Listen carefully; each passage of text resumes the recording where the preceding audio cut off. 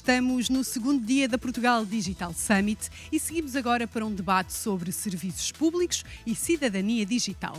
As cidades e os serviços estão cada vez mais digitais. Importa saber que oportunidades e benefícios tem proporcionado o digital às empresas e aos cidadãos. Fique para ouvir este debate moderado por Joana Petis, diretora do Dinheiro Vivo.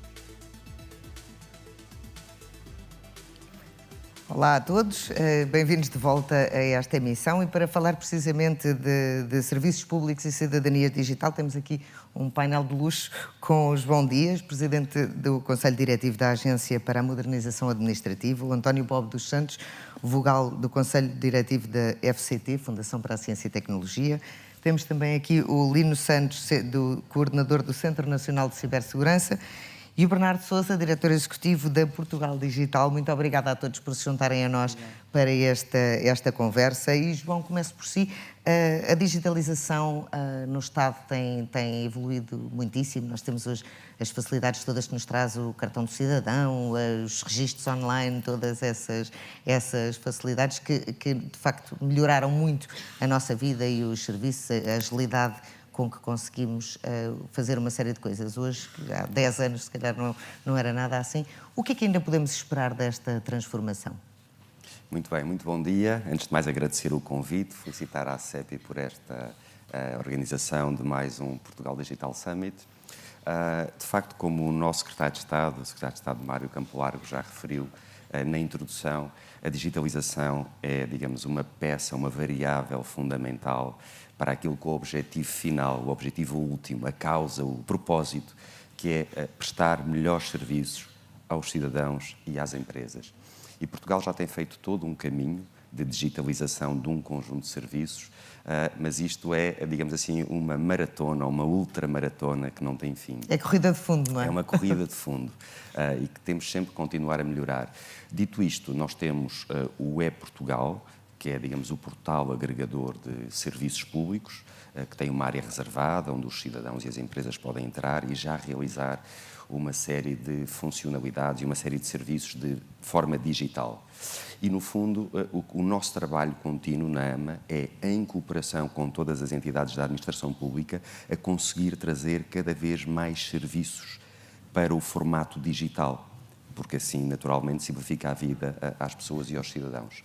E numa visão de futuro, aquilo em que nós na AMA estamos muito empenhados é, basicamente, renovar este portal do e-Portugal, que vai ter, digamos, uma nova versão, se tudo correr bem, no próximo ano, para ficar ainda com mais serviços integrados, com uma melhor user experience para o cidadão e para a empresa. Esse é um grande projeto.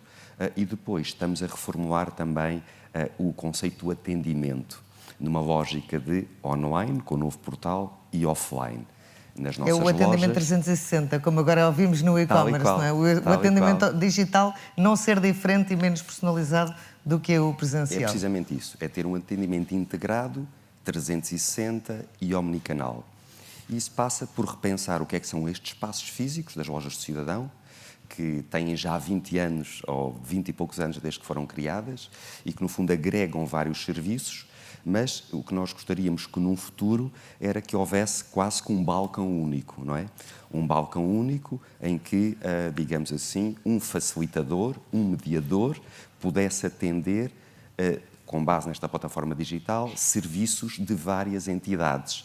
E isso tiraria, digamos assim, ainda alguma carga ao cidadão, que é de saber que para tratar do meu assunto A, do evento Vida B ou determinado tema, eu saber com que entidade é que tenho que tratar. No fundo, ele tem que ter a preocupação do que é que precisa fazer e, de facto, nós, Estado, é que nos temos que organizar para prestar um serviço cada vez mais integrado, no online e no offline. Portanto, eu chego à loja do cidadão, física ou virtualmente, e vejo que preciso de tirar uma certidão de casamento, por exemplo, Exatamente. E registar um terreno, imediatamente sei onde tenho de me dirigir. Exatamente. E ser tratado no online diretamente, se eu tiver a literacia digital, que é um ponto também tão importante que tem sido aqui abordado, ou se eu não souber, eu vou a um espaço físico, ou ligo, ou faço uma videochamada, não é? E tenho alguém que me ajude a executar esse serviço. Naturalmente, vai ser um caminho longo até conseguimos ter a maior parte ou todos os serviços online. Vamos ter um caminho que vamos construindo e quando não for possível tratar neste primeiro balcão, este primeiro balcão, no caso das lojas, tem uma salinha ou um espaço mais reservado, onde eu, por videochamada ou por chamada telefónica, me contacto com uma segunda linha, aí sim, do serviço A, B, C da administração pública, dos vários ministérios, das várias entidades, que me trata as questões mais complexas, não é? E, no fundo, a ideia é que nós consigamos ter, entre o online com a nova plataforma e o offline, nesta nova geração de lojas e de espaços, e depois com toda a integração com o canal telefónico, com o canal da videochamada, e depois também um projeto que eu falarei, se calhar, numa segunda ronda, que é também as lojas móveis. E já vamos falar nisso. Exatamente, sim. Muito bem, já lá António, a Ministra da Ciência lançou um repto para se fazer um simplex para a ciência. Como é que isto poderia funcionar e que vantagens é que poderia trazer, nomeadamente à comunidade científica? Bem, antes de mais, muito obrigado também pelo convite por estar aqui presente aqui neste evento. Também obrigado pela ACEPI. Essa é uma questão importante, a questão do simplex para a ciência, porque a burocracia é inimiga da ciência e dos cientistas. Os cientistas devem usar o seu tempo para fazer aquilo que sabem fazer melhor, que é produzir novo conhecimento, e não usar o seu tempo para tratar de questões burocráticas ligadas com o preenchimento de formulários, com dar informação à administração pública que o próprio Estado já tem essa informação. Foi nesse sentido que há 3 anos o Governo criou um grupo de trabalho para a simplificação da ciência. Esse grupo de trabalho era constituído pela professora Elvira Fortunato, que agora é Ministra da Ciência, portanto facilita logo. Exatamente, pelo professor António Cunha e também pelo professor José Manuel Mendonça.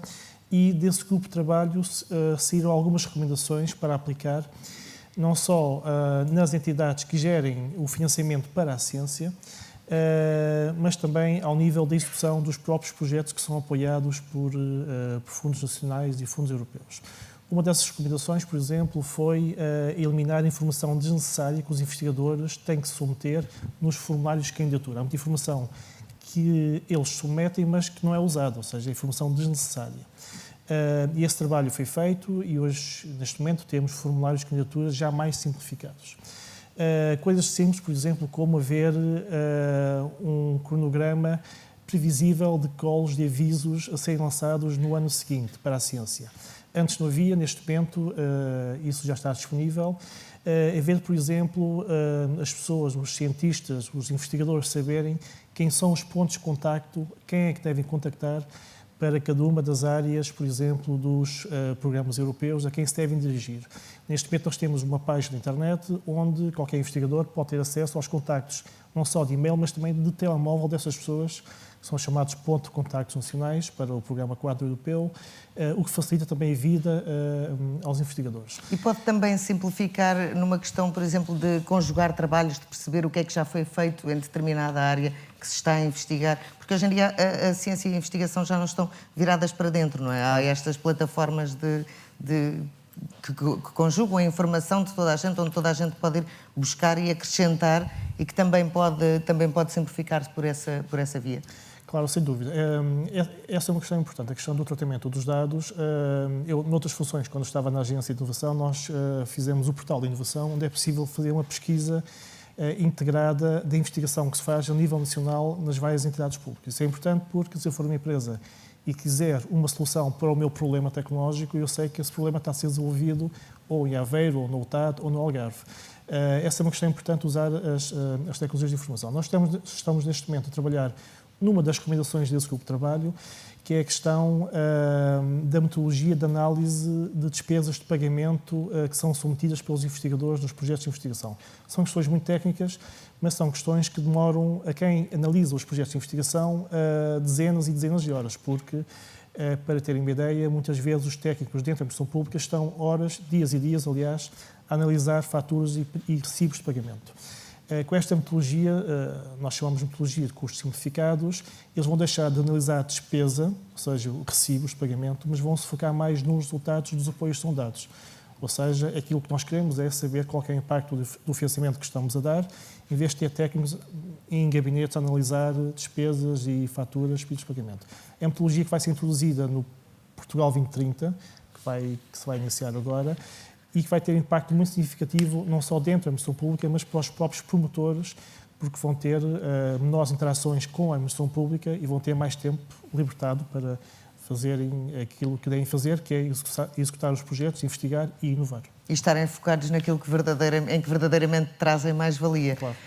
Bernardo, eu não me esqueci de si, Lino, já lá vou, mas aqui por uma questão de fio da conversa, precisamente por uma questão das pessoas estarem focadas, as pessoas são absolutamente essenciais neste processo.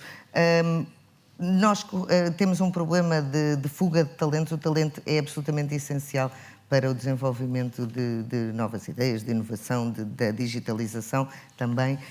Como é que se consegue evitar esta sangria de que ainda há pouco ouvíamos a Luísa falar, das pessoas já nem sequer precisarem de sair do país para estarem a trabalhar para fora? Portanto, como é que nós conseguimos reter este talento indoors? Na verdade, Joana, antes de mais, obrigado pelo convite, dar os parabéns aqui também à ACEP, mas este setor, na verdade, é um pouco diferente dos outros, porque, efetivamente, as pessoas tendem a não sair do país, podem trabalhar para outros continentes, e isso tende a acontecer, mas estamos a falar de um setor em que tem atraído, sobretudo, e onde há escassez de mão de obra em Portugal. E porquê é que existe essa escassez? Por um lado, pelos projetos que há pouco o João estava a referir e que acontecem não só aqui, acontecem também noutras partes do mundo. E acontecem não só no setor privado, no setor público, acontecem também no setor privado. Portanto, estamos a falar, e mesmo em Portugal, estamos a falar de um conjunto alargado de projetos que estão a ser desenvolvidos. E, felizmente, estão a ser desenvolvidos também com a captação de investimento estrangeiro. Isso tem vindo a acontecer e este é um setor onde tem existido também essa procura por parte de outras empresas que apostam no nosso país para aqui instalar hubs tecnológicos, espaços onde acabam por prestar serviços a outros continentes. E, como é óbvio, isso torna aqui uma pressão muito grande e, portanto, uma procura de mão de obra. Podemos ver isto de duas formas. Por um lado, a aposta que tem que ser feita no potencial que existe e na oportunidade de criação de oportunidades de trabalho numa área em que o salário é claramente acima da média e, portanto, estamos a falar de postos de trabalho bem pagos. E isto é uma oportunidade para os portugueses. E a esse nível nós estamos a lançar, já têm sido lançados alguns projetos concretos, as próprias universidades também têm procurado alargar aqui a oferta de cursos nestas áreas. Há algum conjunto também de programas no próprio PRR, o Impulso Jovem, o Impulso Adulto, para qualificar adultos também nestas áreas. E há um programa que ainda ontem, e portanto estamos aqui numa semana, muita coisa está a acontecer em outubro, o mês das competências digitais, tratar o Digital por Tu, onde encontramos, ainda ontem, conforme estava a dizer, foi apresentado a terceira edição do programa Upskill, que o que faz é apresentar uma oportunidade para pessoas que estejam desempregadas de outras áreas, de outros setores, para se quiserem converter para a área tecnológica, para a área digital, poderem fazer um curso intensivo de 6 meses numa instituição de ensino superior, com 3 meses de formação em contexto de trabalho, numa empresa que já identificou uma necessidade concreta de um posto de trabalho, de uma vaga que vai necessitar daqui a 9 meses, porque no final desses 9 meses a empresa se compromete a contratar pelo menos 80% das pessoas. Este é um exemplo. No domingo foi lançado o Tech Hub. O Tech Hub vai procurar atrair talento para Portugal e, portanto, criar aqui uma mostra daquilo que pode ser a qualidade de vida em Portugal, as oportunidades, para atrair mais talento nesta área do digital e facilitar que mais pessoas venham para Portugal. Qual é o desafio que se coloca a esse nível? É que não venham todos para Lisboa e que não venham todos para o Porto. Claro, e, portanto, claro. Desse ponto de vista, as cidades podem se organizar também e todo o território pode acolher estas pessoas, não só acolher este investimento e criar oportunidades, porque, como é óbvio, isto tem depois efeitos indiretos também na própria comunidade. Outro exemplo disso, por exemplo, na Madeira, que apostou nos nómadas digitais e já se ouviu também falar recentemente de uma autorização de residência para nómadas digitais, no fundo procura aproveitar também estas pessoas que hoje em dia acabam por percorrer aqui diferentes espaços territórios e para trabalhar digitalmente e, portanto, trabalhar à distância. É verdade que muitas destas pessoas passam cá 2 meses, mas outras quantas compram cá a casa e ficam cá. E na Madeira houve uma aposta muito grande nesse sentido e que pode agora também ser replicada noutras partes do país. Lisboa e a Madeira aparecem nos tops como destinos de eleição destes nómadas digitais, mas conforme eu dizia, acho que deve haver aqui também um olhar dos territórios, das autarquias, para esta oportunidade, e muitas delas têm-no feito e têm tido impacto também na sua economia, porque é uma excelente oportunidade de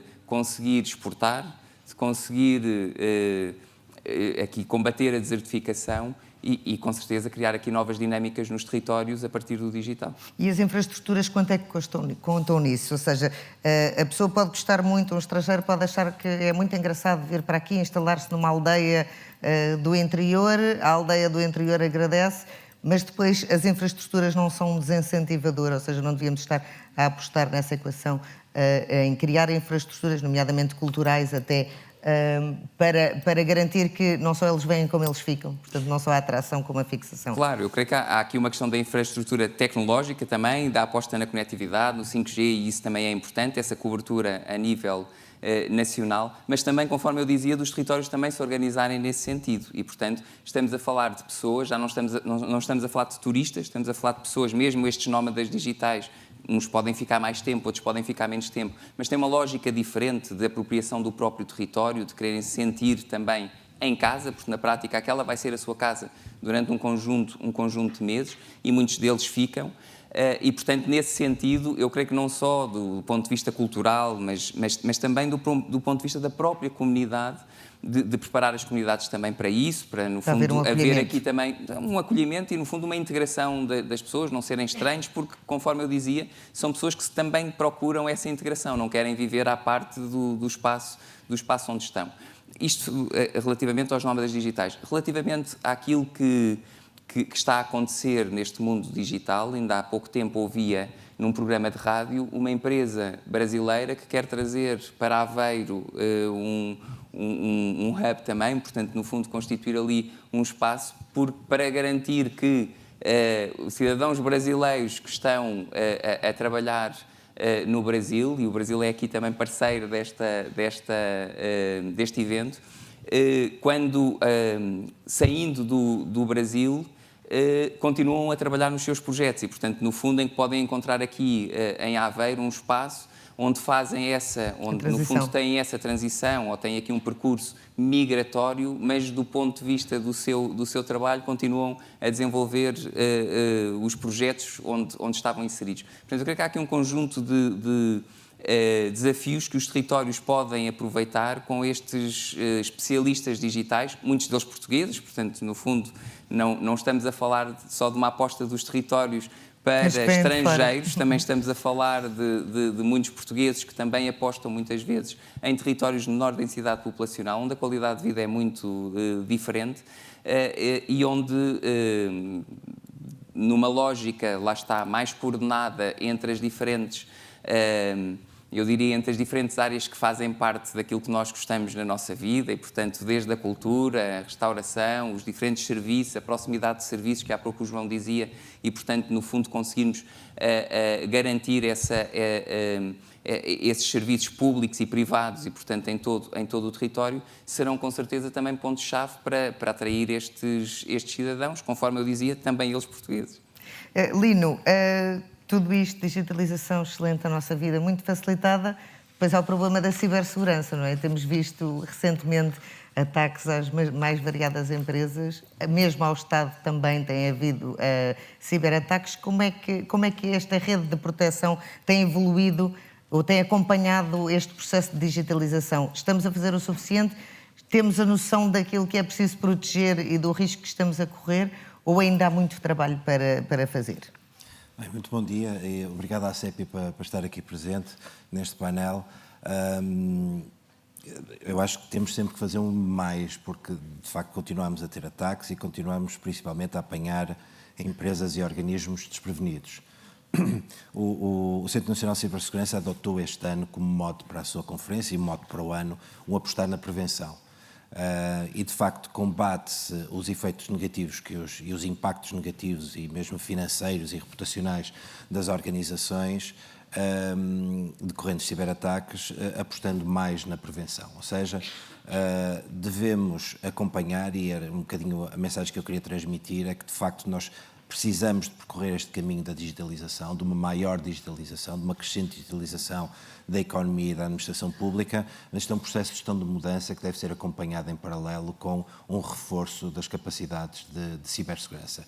E isto é um desígnio, portanto, eu não vejo a cibersegurança como um problema, vejo-o como um desígnio, como um objetivo.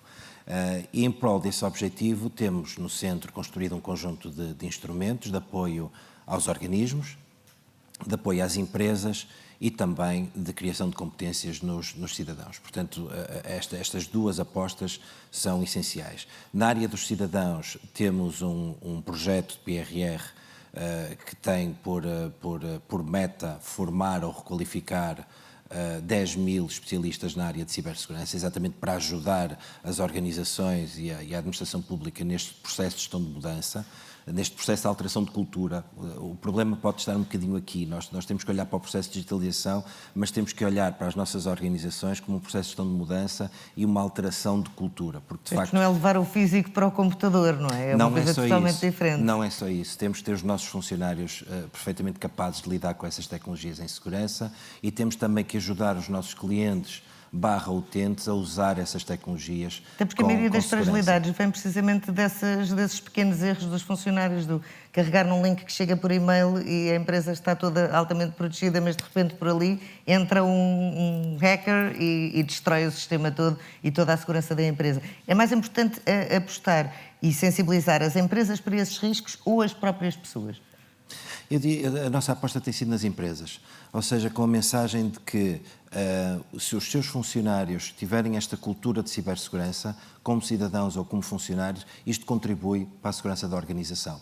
Ou seja, nós podemos formar pelo lado dos cidadãos, mas contamos com as empresas porque sabemos que é uma mais-valia para elas, para a cibersegurança da organização, a aposta na formação dos seus funcionários.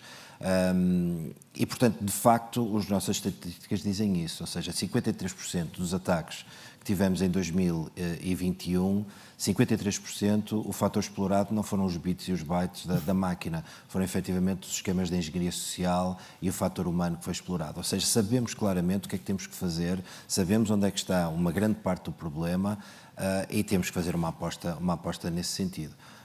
Para nos protegermos a todos e tirarmos pleno partido desta digitalização. Exatamente. E falando de pessoas, João, qual é o risco e como é que nos estamos a preparar para o evitar, de deixar pessoas para trás? Nós temos uma população muito envelhecida, estamos a tomar atenção a todas as pessoas que precisam de fazer esta transição digital?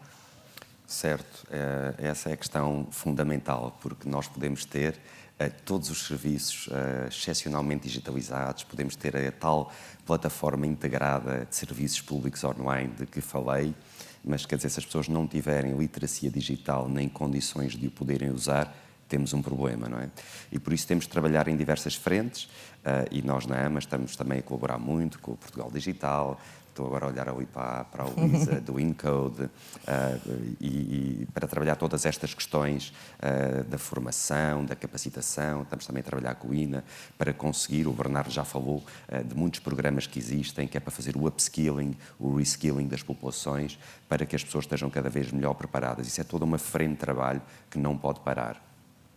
Depois, há todo o tema da segurança ao nível da segurança que nós temos a garantir nestes temas.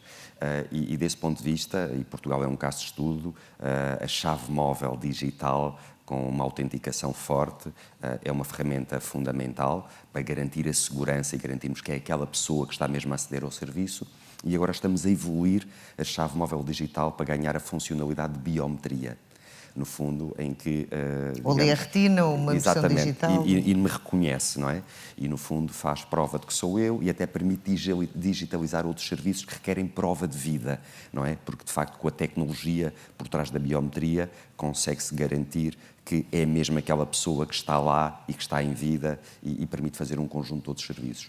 E por isso toda esta tecnologia no acesso aos serviços, na identificação e autenticação do utilizador é absolutamente fundamental, e eu creio que aqui também vamos ser dos pioneiros a introduzir a biometria e estamos na reta final de testes e da parte regulamentar para que isso possa ser possível. Depois a Joana falou em particular dos idosos, não é? E de facto esta preocupação de ter serviços públicos e ter mecanismos que garantam a inclusão de todos na sociedade é absolutamente fundamental. E eu aqui gostava de dar nota de um projeto em concreto, que é simbólico, mas emblemático, de um caminho que nós queremos seguir na AMA, que foi a abertura do espaço do cidadão sénior, com um piloto com o município de Arcos de Valdevez. Ou seja, em que, no fundo, nós agregamos um conjunto de serviços que são mais, digamos, adequados para aquele segmento da população, e depois tem um outro add-on, que é o serviço que vai aos meios rurais, junto das populações. É uma digitalização porta a porta. Exatamente, porta a porta, não é? Ou seja, no fundo, já não é só, digamos, estas pessoas que podem ir a um espaço de cidadão ou uma loja de cidadão, é mesmo o serviço que vai junto deles, não é? Com um mediador, com um meio informático, para lhes poder ajudar num conjunto de serviços, desde renovação do cartão de cidadão, alteração de morada, algumas questões fiscais com as finanças, renovação da carta de condução, se for esse o caso, pronto, um conjunto de registros que eles possam precisar de fazer.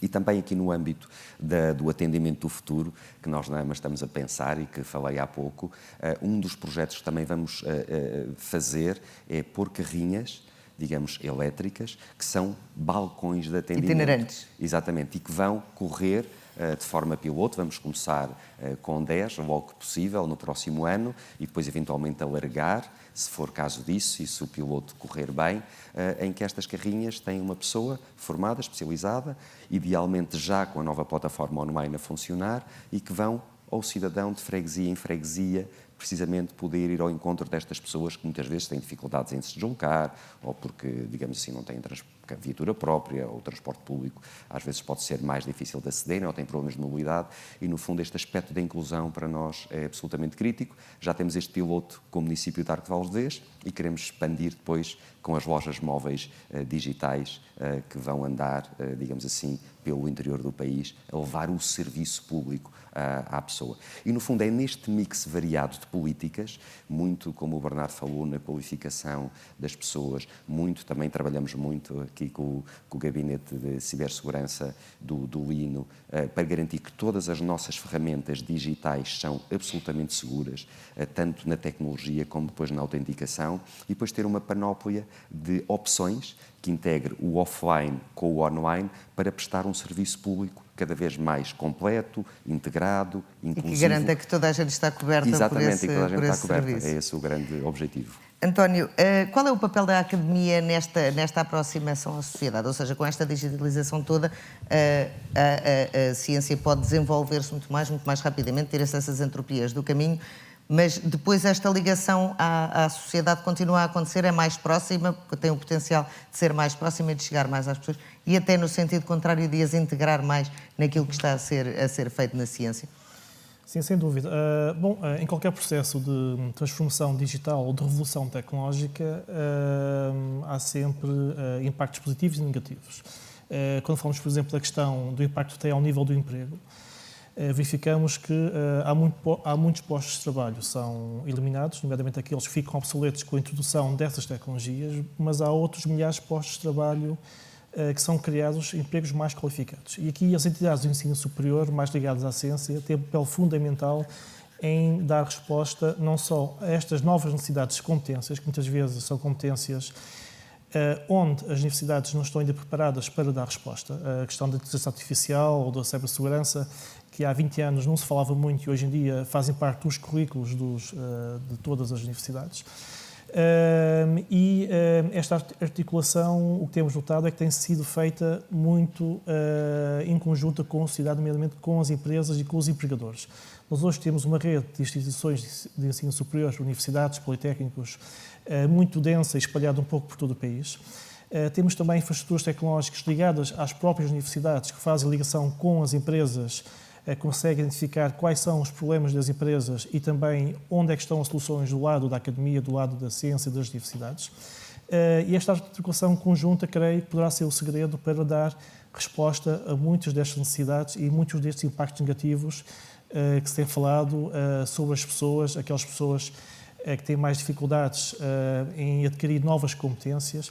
E aqui a academia e as universidades, em conjunto com as empresas, creio que é o segredo para encontrar soluções. Nós temos, felizmente, nos últimos anos, desenvolvido, em termos de política pública, alguns instrumentos muito interessantes. Já aqui foi falado a questão do Encode, a questão do programa Impulso Jovem STEAM, Impulso Adultos, financiado pelo PRR, onde se vão diplomar nos próximos 4 anos mais de 18 mil jovens nas áreas STEAM, nas áreas tecnológicas, são áreas fundamentais para o país. Aliás, a competição pelo talento é uma competição a nível global e os países e as regiões estiverem mais bem preparadas para formar jovens, para requalificar adultos, mas também para atrair jovens e trabalhadores de outros países, são aquelas que vão vencer neste processo de transformação. E Portugal hoje em dia é considerado um país paraíso para os nómadas digitais, todos sabemos porquê. Na parte dos adultos, este programa Impulso vai requalificar cerca de 100 mil adultos nos próximos 4 anos, o que é muito importante. Na área em termos políticas, o que estamos a fazer na FCT, também estamos muito atentos a estas questões. Nós estamos a desenvolver um programa, aliás, nós, como sabem, a FCT financia todos os anos cerca de 3 mil novas bolsas de doutoramento, quase todas em ambiente académico, e estamos a orientar parte desse apoio que nós damos anualmente às bolsas para serem realizadas os doutoramentos em ambiente não académico, ou seja, em empresas... Para haver essa ligação à sociedade, exatamente, claro. Porque nós sentimos que este processo de transformação digital necessita de pessoal jovem qualificado a fazer investigação de ponta, e nada melhor do que ter jovens doutorados a trabalhar em empresas, mas não são empresas, estou a falar em ambiente não académico, estamos a falar em municípios, autarquias, entidades públicas, como a AMA, pode ter jovens doutorados a trabalhar, a investigar sobre um determinado serviço dirigido aos cidadãos, por exemplo. É um trabalho que estamos já a definir e temos metas para o próximo quadro comunitário com a Comissão Europeia, muito ambiciosas em colocar jovens doutorandos a trabalhar em ambiente não académico. E também ao nível de doutorados que já estão neste momento a trabalhar no mercado de trabalho, mas fazer com que haja cada vez mais condições para que as empresas possam absorver esse emprego. Nós temos cerca de 10% dos doutorados no país a trabalhar em empresas, o resto está em outras entidades, nomeadamente no ensino superior, mas há uma grande falta deste pessoal qualificado a trabalhar e a dar suporte às necessidades de transformação que as empresas sentem, e nada melhor do que ter também estes jovens que saíram da academia há 5 ou 10 anos a trabalhar e a ajudar as empresas nestes processos. Claro, e fazem essa ligação sempre, ajudam também a fazer esta ligação e esta transformação da sociedade. Sim, e já agora, isto é importante para aquilo que foi falado há pouco, a nova iniciativa do Portugal Tech Hub, pode ser muito importante também para atrair empresas internacionais para Portugal, que é saber que existem programas onde os jovens doutorados podem integrar estas empresas que vêm para Portugal e ter acesso a este conhecimento qualificado de ponta. Nós pagamos o salário desses jovens doutorados, por isso é um incentivo também para as empresas virem para Portugal. Para poderem ver também. O que também nos valoriza, Lino, a cooperação em rede é fundamental também na cibersegurança? Muito rapidamente. Sem dúvida. A partilha de experiências, a partilha de boas práticas é essencial para o crescimento do conjunto. Aí o Centro tem apostado num conjunto de comunidades, numa federação de comunidades, de pequenos grupos que têm problemas idênticos, tipicamente setoriais, para criar as relações de confiança necessárias para um pedido de ajuda, para uma partilha de uma boa prática e para a resolução de problemas de uma forma comum. A isto chamamos centros de partilha de informação, de análise e partilha de informação, ISACs na terminologia inglesa. Temos isto para o setor da energia, temos isto para o setor dos média. Na decorrência dos ataques que tivemos no início deste ano, foi relativamente simples montar uma comunidade destas de partilha. Temos no setor dos portos marítimos, temos no setor da saúde, o Banco de Portugal está a organizar uma para o setor bancário. Portanto, isto é essencial para criar uma federação de pequenas comunidades que se ajudam. Há sempre alguém que tem mais experiência numa determinada área do que outros, e estas estruturas que não são hierárquicas, portanto, que funcionam em rede, são essenciais para o crescimento do conjunto. Depois temos, digamos, o Ex Libris, nesta área da cibersegurança em Portugal, é a Rede Nacional de Equipas de Resposta a Incidentes. Foi criada ainda no tempo da FCCN, com 3, 4 elementos, e que hoje já conta com 50 equipas, uma espécie de liga de bombeiros para quando ocorre algo de, para apagar os fogos, mal, literalmente, de mal no ciberespaço. Bernardo, muito rapidamente, em 30 segundos, em que é que precisamos de apostar para este upskilling e este reskilling de que falávamos acontecer muito mais rapidamente do que está a acontecer Precisamos de agora? apostar nas pessoas e na qualificação das pessoas, na oportunidade de elas acederem a formações, de acederem à capacitação digital. E isso acontece com a preocupação de não deixar ninguém para trás. E, portanto, tem que acontecer nos mais jovens, e aí o programa Escola Digital tem que acontecer nas escolas, tem que acontecer com o apoio dos professores, das comunidades educativas, e, portanto, tem que envolver todos os atores educativos nesta digitalização e nas competências digitais. Tem que acontecer junto daqueles que são mais séniores e que sabemos que não nasceram com a tocar no tablet e a passar para o lado, coisa que nós vemos hoje muitas crianças a fazer com 2 anos ou menos, e garantir que essas pessoas também têm acesso às redes sociais, mas que o fazem com segurança, e, portanto, há pouco estávamos a dizer... Estão integrados e que têm segurança em todas as idades. Têm acesso dentro daquilo que são as suas opções, que têm acesso também a esse conhecimento e a esse espaço. Mas depois temos aqui também Tem que ser muito rápido. Muito rápido. Temos aqui um conjunto larguíssimo de trabalhadores que já estão no mercado de trabalho e que requerem de mais competências digitais. E requerem de competências digitais com 2 preocupações. Uma é para se manterem nos seus postos de trabalho, conforme há pouco o António dizia, há postos de trabalho que vão deixar de existir, todas as profissões, nós dizemos todas as profissões são profissões digitais e, portanto, requerem alguma competência digital, por mais básica que ela seja, e garantir as competências digitais destes trabalhadores é garantir que eles vão manter no seu posto de trabalho ou noutro posto de trabalho, caso esse deixe de existir, mas também conseguir garantir que nós conseguimos ter as competências digitais para aquilo que é a transformação digital do tecido empresarial e da própria administração pública. E que está a acontecer da sociedade, da própria sociedade que está a acontecer. Nós temos de fechar. Peço desculpa por vos cortar a palavra. Este é muito pouco tempo para discutir temas tão interessantes. Quanto a nós, continuamos aqui no Portugal Digital Summit. Muito obrigada a todos.